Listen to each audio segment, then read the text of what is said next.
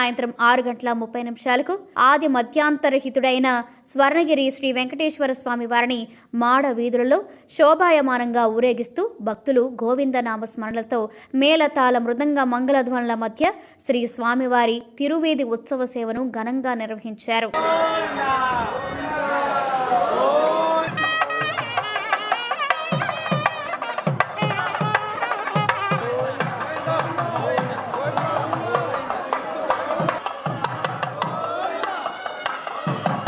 తిరువేది ఉత్సవ సేవ అనంతరం శ్రీ వెంకటేశ్వర స్వామి వారు దేదీప్యమానంగా వెలుగుతున్న సహస్రదీప కాంతుల మధ్య ఊయలలో ఆసీనులై భక్తులకు దర్శనమిచ్చారు. అర్చక స్వాములు వేద మంత్రోచ్చరణలతో శ్రీ స్వామివారిని ఆర్చించి కర్పూర మంగళహారతులు సమర్పించారు. భక్తులు నయనానందకరంగా శ్రీవారిని దర్శించుకున్నారు.